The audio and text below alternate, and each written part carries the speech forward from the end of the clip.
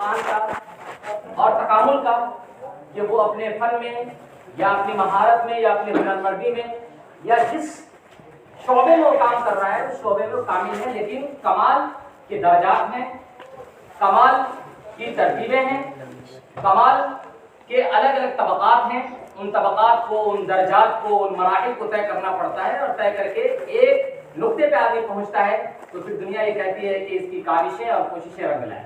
میں سمجھتا ہوں کہ آپ بھی انہی کاوشوں اور کوششوں کے اس سفر میں گامزن ہیں، اور آپ اپنے سفر کو کبھی تیز سے تیز تر کر رہے ہیں، اور کبھی کبھی آپ کے اس سفر میں کہیں پر تھکان، کہیں پر سستی، کہیں پر کاہلی، اور کہیں پر جو آپ کا طے شدہ ہدف ہے اس ہدف سے ہٹتے ہوئے بھی نظر آ رہے ہیں۔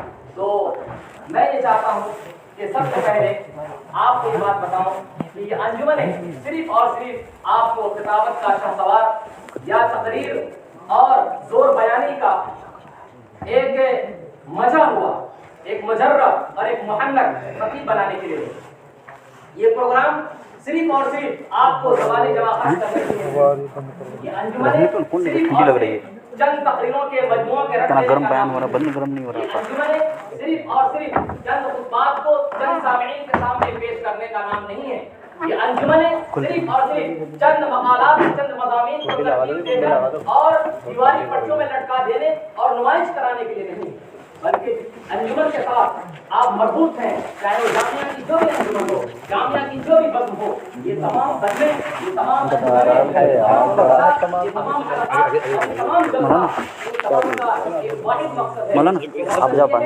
آپ دین محمدی کے نقیب کریں، اور اساتذہ دیوبند اور علماء دیوبند جو فکریں ہیں، فکر نظر میں جو وسعت ہے، جو اعتدال ہے، فکر نظر میں جو استحکام ہے، جو گہرائی اور گہرائی ہے، جو استحکام اور مضبوطی ہے، اس مضبوطی کے ساتھ اپنے آپ کو متصف کریں۔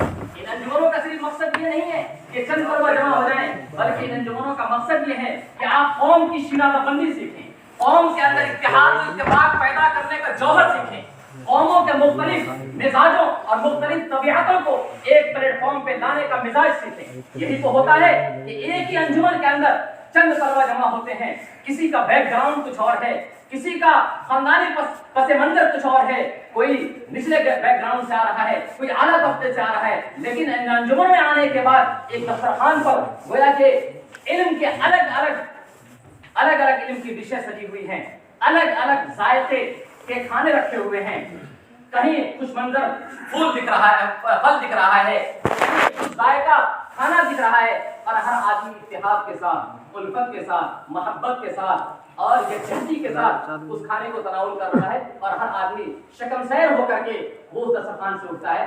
گویا کہ آپ ان انجمنوں کو دسترخوان سمجھیے، ان انجمنوں کو چمنستان سمجھیے، جہاں طرح طرح کے گل و لالا، یاسمین و نسترن، گلاب اور چمیلی اور سوسن، طرح طرح کے پھول کھلے ہوئے ہیں۔ ہر زائر اور ہر سیاح اس باغیچے کے اندر آتا ہے، اور ہر آدمی اپنی نگاہوں کو مسرور کرتا ہے، دل کو خوشیوں مسرت کی بہاروں سے بھرتا ہے، پھر واپس چلا جاتا ہے، لیکن باغیچے پر کچھ فرق نہیں پڑتا ہے، آپ اس باغیچے کے پھول ہیں۔ تو گویا کہ یہ انجمنیں آپ کو پھولوں کا ایک گلدستہ اور چند باغات کو ملا کر کے ایک باغیچہ بنایا گیا ہو، یا یوں سمجھ لیجئے کہ یہ کون سے غذا ہو کہ جس کے اندر الگ الگ رنگ ہوں، اور الگ الگ رنگ مل کر کے اس فوز و فضا کے حسن و جمال میں نکھار پیدا کر رہے ہوں، بہار پیدا کر رہے ہوں، اس کے رونق کو دوبارہ کر رہے ہوں۔ یہ انجمنیں اس کے لیے، کہیں آپ یہ سوچ رہے ہوں کہ صرف چند تقریریں کر کے ہم نمٹ جائیں، ایسا نہیں ہے۔ جس طریقے سے اس انجمن کے اندر آپ کا اجتماعی نظام ہے، آپ اتحاد کے ساتھ، اتفاق کے ساتھ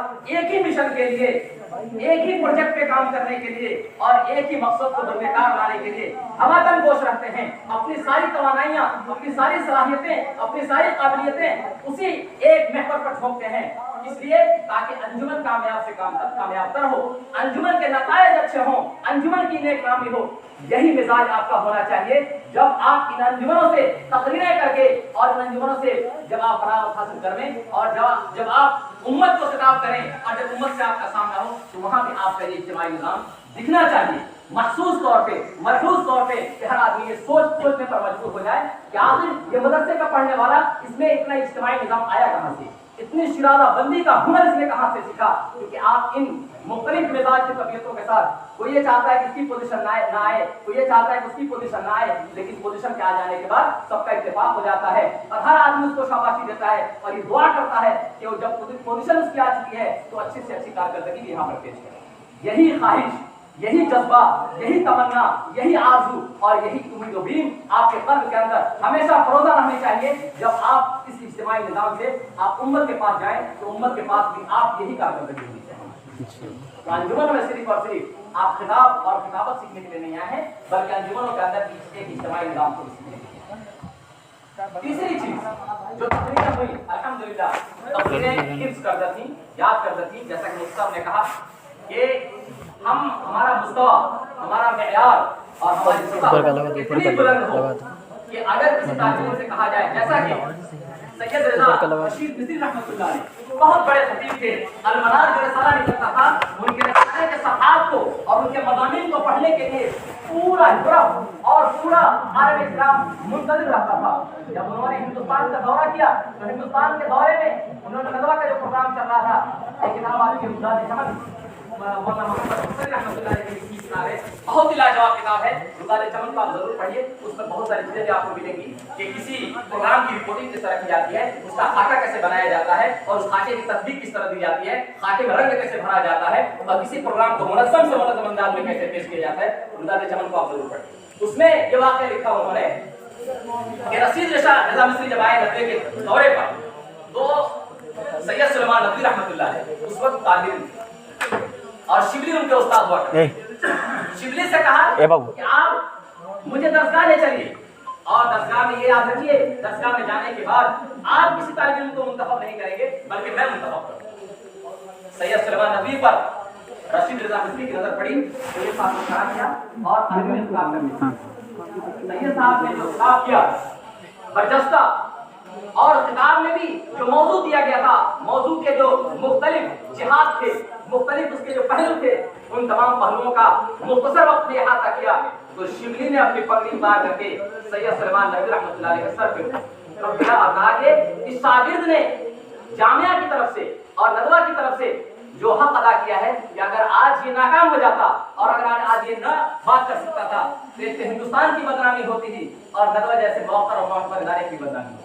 तो मैं ये चाहता हूं कि आप अपने असातिज़ा की नेकनामी के लिए, आप इंतजामिया की नेकनामी के लिए, आप अपने इदारे के नाम को, इसके काम को, इसके मिनहाज को और इसकी काविशों को, इसके खिदमत को पूरी उम्मत के सामने लाने के लिए और अपने आप को भी संवारने और दिखाने के लिए आप ऐसा बनिए कि जो मौजू आपको दिया जाए उस मौजू पर आप तैयार रहिए। कहीं ऐसा ना हो कि जुमा के रोज खिताब में हमेशा आप पीछे जाइए कि अभी मैं माजूर हूँ, अभी मुझे कोई उज़्र लाहिक है, कि कहीं ऐसा ना हो कि कोई देहाती आपसे ये कह दे कि मौलवी साहब देवबंद से तशरीफ लाए हैं, आज इन्हीं का खिताब।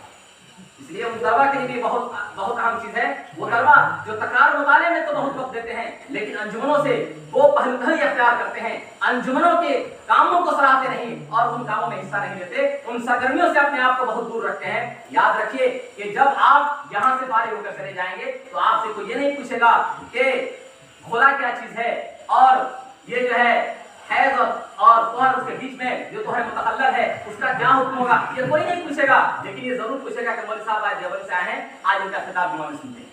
याद रखिए कि अगर जुमा में खिताब याद नहीं हुआ तो आपको या तो करनी काटनी पड़ेगी या फिर वही माज़रखाना अंदाज या फिर कोई और लचर पेश करनी पड़ेगी कि आप जाएंगे भी तो झुकते हुए चलेंगे नकाहत के साथ और ज़ौक़ का इज़हार करते हुए कि पहले से ही जोरों से बुखार लगा हुआ था, आज इस काबिल नहीं होते तकरीर कर पाऊं या फिर खांसने का बहाना करेंगे, आज खांसी बहुत आ रही है इसलिए आज मैं बोलने के काबिल नहीं। इसलिए बोलना आपका जौहर है, बोलना आपका हुनर है, बोलना आपका इम्तियाज है, बोलना आपकी शनाख्त है। हैवानात में इंसानों में क्या फर्क है? आप जाइए यहाँ भी मज़ार-ए-नबवी पे अल्लाह मनोर शाह कश्मीरी और दीगर उलमा वहाँ आसूदा खान हैं, उनसे जाकर पूछिए, कुछ बात नहीं कर सकते आपसे। इल्म उनके दिमागों के अंदर है, फिक्र उनके दिमागों के अंदर है, सिर्फ जबान नहीं चल रही। एक तो है मरने वाले हमने कहा जबान नहीं चल रही, जबान साथ नहीं दे रही। एक तो ये है और आखिरी बात, तकरीरों के साथ साथ आप मुताले को परवान चढ़ाइए। मुताला हमारा कम है, यही वजह है। और दूसरी बात यह है, मुताले के साथ साथ अच्छी किताबों का इंतखाब, अच्छी किताबों का इंतखाब जरूरी है। मार्केट के अंदर किताबें इस तरह आ रही हैं जैसा कि हसरतुल अर्ज़ किताबें इस तरह आ रही है जैसा कि मेढक के कुएं, हर एक कुएं के अंदर मेढक बोल रहा हो, इस तरीके से किताबें आ रही हैं। इसकी तमीज नहीं कि कौन सी किताब मुअतबर है और कौन सी किताब गैर मुअतबर है, कौन सी किताब अच्छे फिक्र के हामिलीन की है और कौन सी किताब जो है सही और सारे फिक्र नहीं रखने वाले उनकी है। हमें इतनी भी तमीज नहीं है कि किसकी उर्दू अच्छी है किसकी उर्दू अच्छी नहीं है। हमें इसका भी एतबार नहीं है कि किसका उस्लूब खतीबाना है और किसका उस्लूब दाइयाना है, किसका उस्लूब मुसन्निफाना है और किसका उस्लूब खतीबाना है। इसका इम्तियाज पैदा करने की जरूरत है और इसके लिए जरूरी है कि आप असातिज़ा की रहनुमाई करें। और उसके लिए मैं कहता हूं कि अगर किसी को बहुत आला और बहुत मेयारी खतीब बनना है, जिसकी जबान पर दुनिया को रश्क हो और आप सुनाते जाएं और लोग सुनने के लिए तैयार होते जाएं, आपकी बात जब जबान से निकले तो लोगों के कानों में रस भरे और दिल के जो तार हैं उन दिल के तारों पर जिस तरीके से कोई नगमा सरा हो और नगमा सरा नगमा गा रहा हो और बांसुरी बजा रहा हो और बांसुरी बजाने के साथ साथ वो ताक के ऊपर हाथ फेर रहा हो और उससे अलग अलग सुर और अलग अलग धुन और अलग अलग आवाज पैदा होती हो, तो आप जरूर खुतबात मदरास पढ़िए। खुतबात मदरास को मिनल बिदाया इला निहाया रखने की कोशिश कीजिए। आप उसको अपनी अपनी अपनी खतीबाना शान को निराला से निराला बनाने के लिए आप खुतबात मदरास का जरूर शुरू से लेकर के आखिर तक रखने की कोशिश कीजिए। अगर आप चाहते हैं कि आपकी खिताबत के अंदर फिक्र का रंग भरे, तो आप हजरत हकीमुल इस्लाम रहमतुल्लाह अलैह की जो खुतबात हैं उन खुतबात को पढ़िए। अली मियां साहब के खुतबात हैं उन खुतबात को आप पढ़िए। हजरत थानवी के खुतबात हैं उन खुतबात को पढ़िए। अबुल कलाम आजाद रहमतुल्लाह अलैह के खुतबात हैं उनको पढ़िए।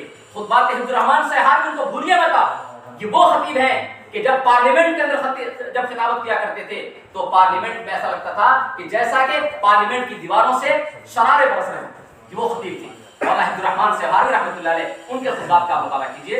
और फिर उसके बाद ये जब सारी चीजें जमा हो जाए तो कम से कम 400-500 उर्दू का अशार रखें। 400-500 अशार उर्दू के रखने पड़ेंगे आपको। इसी तरीके से 200-300 ज़रबुल अमसाल हिकम ये भी याद करना जरूरी होगा। इसी के साथ साथ आप तारीख की किताबों का मुताला कीजिए, सीरत की किताबों का मुताला कीजिए और आखिर में एक किताब का हवाला देना जरूर उसको लिख लीजिए, नज़रतुन नईम। नज़रतुन नईम हर तालिब इल्म उसको लाजिम पढ़े।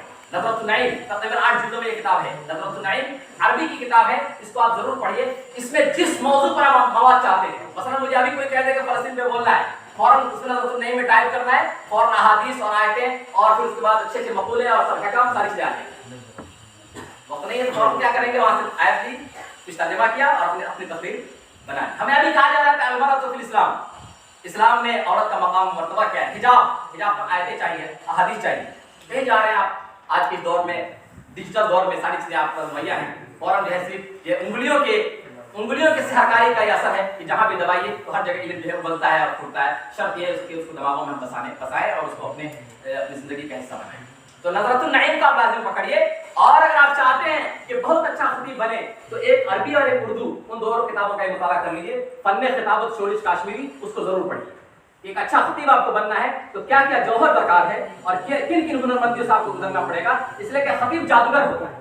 यही वो खतीब है कि जो रोते हुए लोगों को हंसाता है और कभी हंसते हुए लोगों को रुलाता है, और बखील जो अपनी जेब पर बिल्कुल ताला लगाया हुआ है उस ताले को भी खोलने की सलाहियत रखता है खतीब, ये भी याद रखिए। और जो कोई देना नहीं चाहता है तो उससे कहता है कि जल्दी जेब खोलो और जेब खोल करके अपना पूरा खजाना डालो। इसी तरीके से वो कौम जो बिल्कुल बुज़दिल बन चुकी होती है और पछताई का शिकार होती है, तो खतीब जौहर खिताबत से उसके अंदर उम्मीद की शमा जलाता है, उसको मुतहर्रिक करता है, उसको फ़आल करता है। आपको ऐसा खतीब बनना है। छोटा बड़ा खतीब नहीं। मौलाना साहब रहमतुल्लाह अलैह कहते थे कि एहतिसास पैदा कीजिए, एहतिसास पैदा कीजिए। चोर चक्का मत बनिए, बनना है तो बड़ा क्रिमिनल बनिए ताकि पूरा इलाका आपसे डरता रहे। खतीब ही बनना है तो छोटा मोटा खतीब ना बनिए, आप ऐसा खतीब बनिए कि जिस स्टेज पे आप ना जाएं लोग समझें कि बस इस जलसे में हम नहीं जाएंगे। ऐसा आप खतीब बनिए। अगर ऐसा खतीब बनेंगे तभी आपकी कदर होगी। इसलिए कि हिंदुस्तान है, यहाँ भीड़ भाड़ बहुत ज्यादा है, समझे। भीड़ भाड़ के अंदर अपना इम्तियाज पैदा करना पड़ेगा, अपनी आवाज बनानी पड़ेगी और अपनी तमाम सलाहियतों को निखारना पड़ेगा, तभी जाकर के दुनिया आपको सुनेगी। वरना याद रखिए इस भीड़ भाड़ में और इस तनव्वुर और कसरत में आपकी आवाज दब के रह जाएगी। आपकी आवाज के अंदर भी कड़क हो, ज़ेरो बम हो और आपकी तहरीर और तकरीर के अंदर भी तासीर हो, तभी जो है दुनिया आपको सुनेगी। मैं इन्हीं बातों पर अपनी बात खत्म करता हूँ। वाखिर दावाना अल्हम्दुलिल्लाह।